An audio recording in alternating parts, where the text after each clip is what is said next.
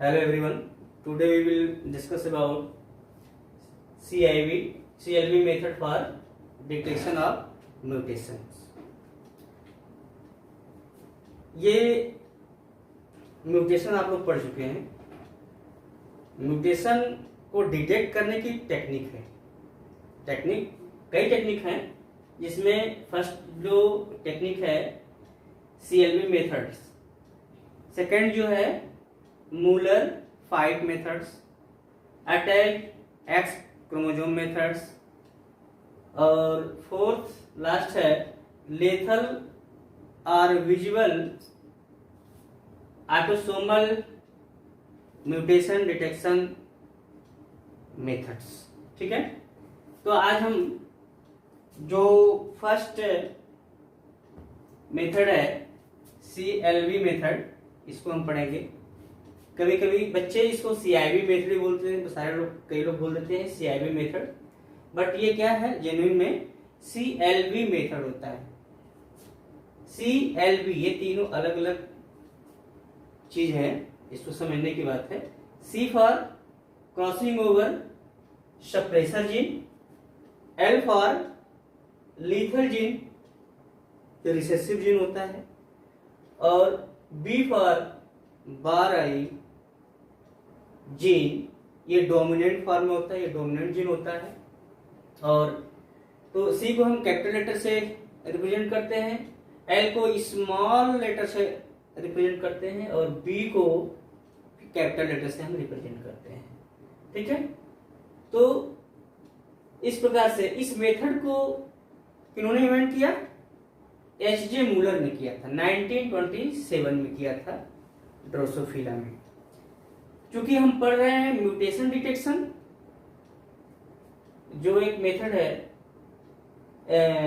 ये मेथड है, इसका नाम CLV मेथड है, और म्यूटेशन को डिटेक्ट करने का मेथड है, जिसको इन्वेंट किया था H.J. मूलर ने 1927 में ड्रोसोफिला फ्रूट फ्लाई में। क्योंकि आप सभी जानते हैं कि ड्रोसोफिला जो फ्रूट फ्लाई है, उसकी जो क्रोमोसोमल संरचना है वो ह्यूमन की जैसे है। जैसे XS क्रोमोसोम्स जो पाए जाते हैं फीमेल में, और XY जो क्रोमोसोम्स होते हैं पाए जाते हैं मेल में, उसी तरह से इस ड्रोसोफिला फ्रूट फ्लाई में भी क्या पाए जाते हैं, इस तरह से फीमेल में XS क्रोमोसोम और मेल में XY क्रोमोसोम्स। ठीक है, यहाँ तक तो आप समझ रहे हैं। हमको पता करना है कि म्यूटेशन किसी चीज में, देखो कहा गया है ना कि म्यूटेशन की डिफिनेशन क्या है? Sudden and heritable changes in individuals phenotype,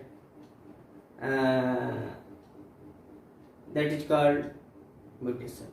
ठीक है, मतलब अचानक और वंशागत जो परिवर्तन होता है किसी भी इंडिविजुअल्स में, उसके फिनोटाइप में, तो हम उसे क्या बोलते हैं? उत्परिवर्तन बोलते हैं, अर्थात म्यूटेशन बोलते हैं। और चूंकि कहा गया कि वंशागत होता है, तो इसी का पता लगाने के लिए ये 2-3-4 मेथड्स जो आपने देख रहे हैं, ये होता है, जिसमें कि एक CLV मेथड है जो आपको आज हम बता रहे हैं।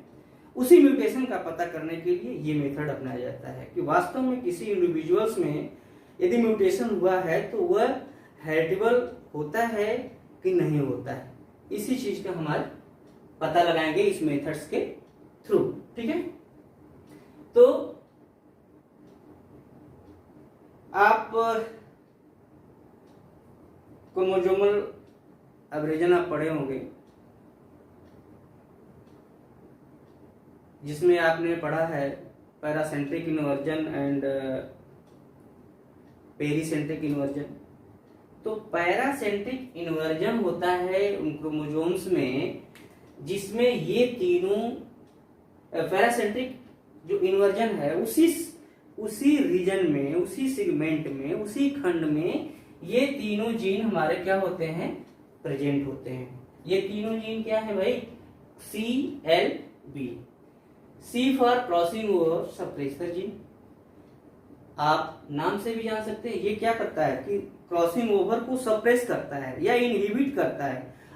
क्रॉसिंग ओवर क्या होता है कि आप जान रहे हैं कि मियोसिस के फर्स्ट मियोसिस के पैकेटिंग स्टेज में, सब स्टेज में क्रॉसिंग ओवर होता है, जिसकी वजह से कुछ जेनेटिकल सेगमेंट क्या होते हैं आपस में, एक नॉन सिस्टर क्रोमैटिड के बीच में क्या होते हैं, आपस में एक्सचेंज होते हैं, जिनकी वजह से प्रोजेनी में क्या होता है, वेरिएशन क्रिएट होता है। तो वही हम देख रहे हैं कि उस क्रॉसिंग ओवर की जो फिनोमिनन है उसको क्या करता है, ये सप्रेस करता है, मतलब इनहिबिट करता है, क्रॉसिंग ओवर नहीं होने देता है। क्योंकि आप जानते हैं कि जितने भी लिंक्ड जीन होते हैं वो क्या होते हैं, उनमें जिसमें जो लिंक्ड जीन है या फिर जो हम लिंकेज पढ़ते हैं तो क्या उसमें लिंक्ड जीन के बारे में पढ़ते हैं, तो उसमें क्रॉसिंग ओवर नहीं होता है। ठीक है, तो इस तरह से वेरिएशन क्रिएट नहीं हो पाता है लिंकेज की वजह से या लिंक्ड जीन की वजह से, उसमें क्रॉसिंग ओवर नहीं होने की वजह से वेरिएशन क्रिएट नहीं होता है। और ये जनरली एक नॉर्मल सी बात है कि सारे जो गैमेट फॉर्मेशन होते हैं या जो मियोसिस होती है आम इंडिविजुअल्स में, उसमें क्रॉसिंग ओवर होता ही होता है लिंक जीन को छोड़ करके। ठीक है, या लिंक, तो वही चीजें हैं कि ये क्या करता है कि जो ये सी है जीन, ये क्या करता है, क्रॉसिंग ओवर को सप्रेस करता है या इनहिबिट करता है। एल फॉर लीथल जीन, ये रिसेसिव फॉर्म में होता है और ये भी उसी इन्वर्टेड जोन में होता है, जो पैरासेंट्रिक इन्वर्टेड जोन होता है क्रोमोसोम्स का, उसी में ये भी प्रेजेंट होता है। और बी भी उसी में प्रेजेंट होता है। बी फॉर होता है बार आई जीन, जो डोमिनेंट फॉर्म में होता है। और ये ड्रोसोफिला में फीमेल में, ड्रोसोफिला के फीमेल में क्या करता है कि बार आई के साथ उसकी जो आई होती है बॉर्ड होती है, जिसकी वजह से हम उसको क्या कर सकते हैं, पहचान सकते हैं, तमाम फ्लाई के बीच में उसको हम पहचान सकते हैं। ठीक है, तो इसको हम लेते हैं और ये प्रेजेंट होता है इस तरह से। हम ये जिस तरह से हमने बनाया है ये चीजें आपको बुक में इस तरह से नहीं दिखेगा। बुक में आपको ये जो चीजें हैं आपको इस तरह से मिलेंगी। ये यहाँ पे लिखेगा CLB और ये BD सिंह सर के आप बुक में देखेंगे तो इस तरह से दिखेगा। ठीक है, और मेल के लिए यहाँ पे जो इस तरह का जीन है ये इस तरह से दिखेगा और इसके लिए जो है इस तरह से दिखेगा। ठीक है, और ये क्या है, यहाँ पे ये रेडिएटेड होता है एक्सरे से, इरेडिएटेड होता है, म्यूटेंट होता है म्यूटेजन से, जो हम क्या कर सकते हैं एक्सरे से म्यूटेजन से इसको म्यूटेट किया गया है इसमें। तो इसी चीज को हमने इस फॉर्म में लिखा है आपको इजी वे में समझने के लिए। चूंकि आप मेंडल्स लॉ जब पढ़े हैं, तमाम क्रॉसेस पढ़े हैं, उसमें उन क्रॉसेस के थ्रू आप इसको आप समझ सकते हैं। क्योंकि इस तरह से बनाने में थोड़ा सा वो बच्चे समझ नहीं पाते हैं कि ये क्यों ऐसा बनाया गया है। क्योंकि जनरली यही चीजें हैं, आपको इस तरह से हम आपको समझाएंगे। ठीक है, तो हम क्रॉस कराते हैं, इसमें 2 क्रॉस होती हैं। ठीक है, 2 क्रॉस कराया जाता है। फर्स्ट क्रॉस यहाँ देख रहे हैं और सेकंड क्रॉस यहाँ देख रहे हैं आप। तो फर्स्ट क्रॉस को हम पहले समझते हैं और हमारा जो मोटो है, पहले हमको क्या पता करना है कि म्यूटेशन हुआ है कि नहीं और म्यूटेशन हेरिटेबल होता है कि नहीं, ये चीजें पता करना है। तो इसको हम लास्ट तक अपने माइंड को, हम कॉन्सेप्ट को क्लियर करके रखेंगे कि हमको पता करना क्या है, म्यूटेशन हुआ है कि नहीं हुआ है और किस तरह से क्या चीजें घटित होती हैं। ठीक है, तो हम देखते हैं पहले ये, इसको हम बोलेंगे CLB फीमेल फ्लाई और ये जो है रेडिएटेड मेल फ्लाई या ड्रोसोफिला, इन दोनों के बीच में हम क्रॉस कराते हैं। चूंकि XX ये क्या है, होमोजाइगस है, XY हेटेरोजाइगस है। तो चूंकि यहाँ पे दो जो XX है ये दोनों क्या है, हेटेरोजाइगस कंडीशन में। क्यों? क्योंकि एक जो X क्रोमोसोम है वो CLB है और दूसरा जो X क्रोमोसोम है वो नॉर्मल X क्रोमोसोम है। ठीक है, इसलिए हम इसको क्या बोल सकते हैं, हेटेरोजाइगस क्रोमोसोम बोल सकते हैं और इसको ये भी हेटेरोजाइगस क्रोमोसोम है।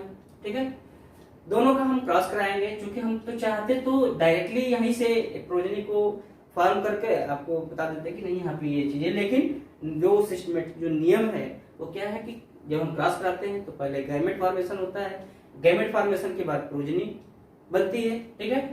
तो हम यहाँ पे गैमेट फॉर्मेशन करेंगे, तो ये चूंकि हेटेरोजाइगस है तो यहाँ पे 2 तरह के गैमेट बनेंगे, और ये भी हेटेरोजाइगस है तो यहाँ भी 2 तरह के गैमेट बनेंगे, ठीक है।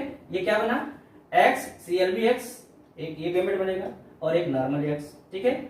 मेल में भी हम देखेंगे, मेल में क्या है, एक म्यूटेंट, क्योंकि हम एक्स को क्या किए हैं, मेल ड्रोसोफिला को हमने म्यूटेशन से म्यूटेंट किया है, तो एक्स हमारा क्या हो, म्यूटेंट है, तो हमारा एक एक्स म्यूटेंट एक्स और एक वाई, ये 4 हमारे गैमेट बन गए। चारों गैमेट से अब क्या बनेंगे भी, F1 बनेगा। F1 हम देखते हैं कि कैसा बनता है, ठीक है। तो F1 में हम कैसे बनाएंगे, देखो XC, एक एक्स इससे आया और दूसरा एक्स मेल से आया, तो XC और XM, क्योंकि ये CLB वाला एक्स है और दूसरा एक्स जो है म्यूटेंट एक्स है, जो कि कहां से आया, मेल से आया, तो इसको हम क्या लिखेंगे, क्या इसका नाम देंगे, CLB बार आई फीमेल। और दूसरा जो हमारी प्रोजनी है, दूसरी प्रोजनी है वो क्या है, XC और एक Y, X एक CLB एक्स है, CLB एक्स क्रोमोसोम है और एक Y क्रोमोसोम है। ये किसका फॉर्म है, ये मेल प्रोजनी का स्ट्रक्चर है, तो ये क्या हो गया, CLB मेल डाई, ये डाई हो जा रहा है भाई, क्यों, क्योंकि Y क्रोमोसोम, ये जो म्यूटेंट एलील है मेल का X क्रोमोसोम, इस पर लीथल जीन का प्रभाव नहीं पड़ेगा। यदि इसका इसके साथ कॉम्बिनेशन बनता है तो वो प्रोजनी, फीमेल प्रोजनी सरवाइव करेगी, बट लीथल जीन के साथ मेल का वाई क्रोमोसोम यदि कॉम्बिनेशन करता है ये, तो क्या होगा, वो डाई कर जाएगा, किल कर देगा लीथल जीन उस वाई क्रोमोसोम्स को। तो हम कह सकते हैं कि जो ये CLB मेल है या जो ये मेल है जिसमें लेथल जीन प्रेजेंट है, वो क्या करेगा, डाई हो जाएगा। तीसरी जो प्रोजेनी हमारी है वो क्या होगी, नॉर्मल फीमेल है बट विदाउट बार आई, क्यों, क्योंकि इसमें बार आई वाला क्रोमोसोम्स नहीं है, बल्कि CLB क्रोमोसोम, CLB फीमेल का normal chromosome, normal x chromosome present है, तो नॉर्मल एक्स क्रोमोसोम और एक मेल का म्यूटेंट एक्स क्रोमोसोम साथ में है, तो ये सरवाइव करेगी, ये भी सरवाइव करेगी, बट नो बार आई, इसमें बार आई नहीं है। तो हम क्या करेंगे, इसको नो बार आई मतलब ये नॉर्मल है, इसमें कोई CLB क्रोमोसोम्स नहीं है, तो हम इसको क्या करेंगे, रिजेक्ट कर देंगे। इन दोनों, ये तो पहले से ही रिजेक्ट हो गया, तो डाई हो गया, तो ये ठीक समझिए, और इसको भी हम रिजेक्ट कर देंगे क्योंकि इसमें बार आई नहीं है। तो हमको आगे चल के पहचानने में, नेक्स्ट पीढ़ी में डिटेक्ट करने में, प्रोजनी को डिटेक्ट करने में हमको असुविधा होगी, थोड़ी सी परेशानी होगी, इसलिए हम इसको भी रिजेक्ट कर देंगे। और ये जो लास्ट है, ये मेल है, ये मेल कैसा है, ये नॉर्मल मेल है, ये नॉर्मल मेल है, बट इसके साथ, इस वाई के साथ जो एक्स क्रोमोसोम है वो कहां से आया हुआ क्रोमोसोम है, फीमेल से आया हुआ क्रोमोसोम है, जो CLB फीमेल थी उससे आया हुआ क्रोमोसोम है, तो ये भी सरवाइव करेगा क्योंकि इसके साथ लेथल जीन तो है नहीं। जो लेथल जीन वाले थे वो क्या कर जाएंगे, डाई कर जाएंगे, तो जो आधे मेल होंगे वो क्या हो जाएंगे, डाई हो जाएंगे, किसकी वजह से, CLB क्रोमोसोम्स की वजह से या लीथल जीन की वजह से डाई हो जाएंगे, ठीक है। तो ये नॉर्मल मेल को हम क्या करेंगे, नेक्स्ट जनरेशन पाने के लिए एक नॉर्मल मेल का और एक CLB फीमेल का, हम CLB फीमेल जो बाहर आई वाली है इसको लेकर के आपस में हम फिर सेकेंड क्रॉस कराएंगे, ठीक है, सेकेंड क्रॉस कराएंगे। तो चूंकि इसको हमने रिजेक्ट कर रखा है, तो बचे हमारे पास ये और ये CLB बाहर आई फीमेल जो कि सरवाइव करती है, और ये भी सरवाइव करेगी, बट इसमें बाहर आई नहीं है, तो हम इसको क्या करेंगे, रिजेक्ट कर देंगे। ये पहले से रिजेक्ट है, और ये नॉर्मल मेल है जो ये भी सरवाइव करता है, और इसके साथ अब यहाँ पे कॉम्बिनेशन अलग अलग हो गए हैं, ये भी मेल है, नॉर्मल मेल है, बट इसके साथ म्यूटेंट एक्स क्रोमोसोम न होकर के एक नॉर्मल एक्स प्रेजेंट है जो कि फीमेल से आया हुआ है, और ये जो फीमेल है ये बाहर आई है, और इसके साथ जो दूसरा एक्स क्रोमोजोम है वो म्यूटेंट क्रोमोजोम है, जो इरेडिएटेड है, वो वाला क्रोमोजोम है। तो इन दोनों को हम लेकर के फिर सेकेंड क्रॉस कराएंगे और पता करेंगे कि म्यूटेशन हुआ है या नहीं हुआ है।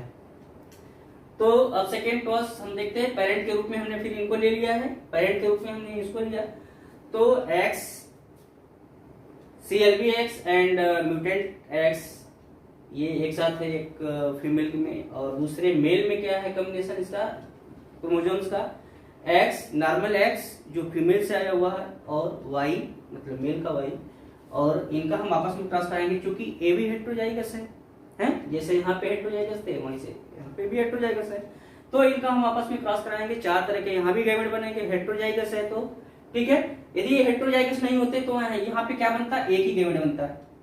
ये हेटेरोजाइगस नहीं होता तो यहाँ पे भी एक ही गैमेट बनता है। लेकिन ये चारों के दोनों क्या है, दोनों पेरेंट्स क्या है, हेटेरोजाइगस है, तो यहाँ पे 4 तरह के गैमेट बनेंगे। ये आपके गैमेट यहाँ पे हैं XC XM इस फीमेल का है, और X प्लस और Y ये किसका है, मेल से आया हुआ है।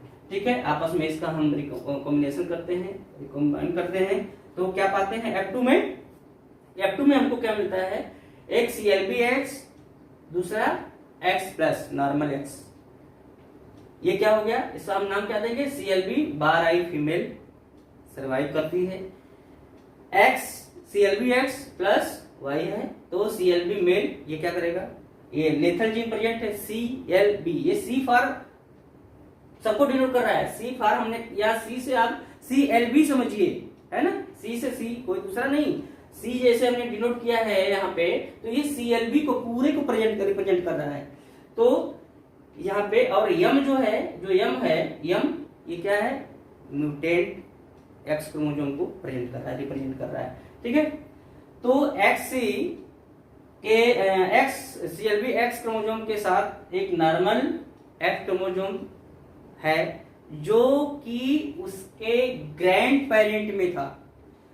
जो ग्रैंड पेरेंट था इसका, पहले का जो पेरेंट्स है, जो फर्स्ट जनरेशन थी, जो फर्स्ट जनरेशन जो पेरेंट्स थे वो ग्रैंड पेरेंट्स कहे जाएंगे, और उनका जो जेनेटिक मेकअप था या उनके अंदर जो क्रोमोसोम्स का स्ट्रक्चर था, वो क्रोमोसोम्स यहाँ पे आप देख रहे हैं XC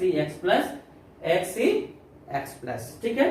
तो ये ग्रैंड पेरेंट या पेरेंटल टाइप भी कर सकते हैं। ठीक है, और दूसरा XCY मतलब कि एक CLB-X क्रोमोसोम के साथ Y है। तो मैंने बताया ना कि जब Y क्रोमोसोम्स CLB क्रोमोसोम्स के साथ रहेगा तो वो सर्वाइव नहीं करेगा। यदि नॉर्मल क्रोमोसोम के साथ यदि Y क्रोमोसोम है वही सर्वाइव करेगा। तो हम कह सकते हैं कि आधे मेल जो होते हैं, हाफ मेल डाई हो जाते हैं, हाफ मेल बचते हैं, सर्वाइव करते हैं। और वो तब सर्वाइव करते हैं क्योंकि क्यों सर्वाइव करते हैं, क्योंकि उनके साथ में जो एक्स क्रोमोसोम है वह CLB क्रोमोसोम ना होकर के एक नॉर्मल क्रोमोसोम होगा, या फिर म्यूटेंट क्रोमोसोम खुद का जो साथ में था पहले पेरेंटल, जो ग्रैंड पेरेंटल एक्स क्रोमोसोम था वो रहेगा। ठीक है, तो ये CLB बार आई है, ये बार आई की वजह से पहचानी जा सकती है। तो इसको हमने देखा, ये डाई हो जाएगा, और ये नॉर्मल फीमेल नो बार आई। ठीक है, इसको हम रिजेक्ट करते हैं, इससे कोई मतलब नहीं है। हमको ये देखना है कि ये वाला जो था, जो म्यूटेशन था जो हुआ था, म्यूटेशन के कारण यहाँ पे हमने म्यूटेशन का प्रयोग किया, एक्सरे का प्रयोग किया, और इसी को हम देखते, ये म्यूटेंट हो गया, ये म्यूटेशन इसमें हो गया। तो इसी को हमको देखना है कि ये पीढ़ी दर पीढ़ी इनहेरिट होता है कि नहीं होता है। ठीक है, तो हम देखते हैं कि वही पेरेंटल टाइप ने लिखा है, ये क्या है, अपने ग्रैंड पेरेंट के जैसे जो पहले F1 के जो पेरेंट्स थे वो वाला कॉम्बिनेशन आपको देखने को मिला। यदि यहाँ पे लीथल जीन होता तो हम कह सकते हैं, यदि लीथल जीन का प्रभाव म्यूटेंट एलील के साथ भी होता तो हम कह सकते हैं कि कोई भी मेल सर्वाइव नहीं करता, सारे के सारे डाई हो जाते। लेकिन ऐसा नहीं है, लीथल जीन का प्रभाव म्यूटेंट एलील पर नहीं होता है, इसलिए वो सर्वाइव करता है। ठीक है, एक्ट क्रोमोसोम तो यहाँ पे लिथल जीन नहीं है, यहाँ पे कौन सा जीन है, म्यूटेंट जीन है, जो कि इसके ग्रैंड पेरेंट में था। तो हम कह सकते हैं कि म्यूटेशन हेरिटेबल होता है, पीढ़ी दर पीढ़ी या generation by generation, generation to generation क्या होता है, इनहेरिट होता है। तो इससे ये सिद्ध होता है कि म्यूटेशन हेरिटेबल होता है, सडन होता है, और इस प्रकार से हम इस CLB मेथड्स से हम म्यूटेशन का डिटेक्शन कर पाए। आई होप आपको ये वीडियो समझ में आ गई होगी। Thank you.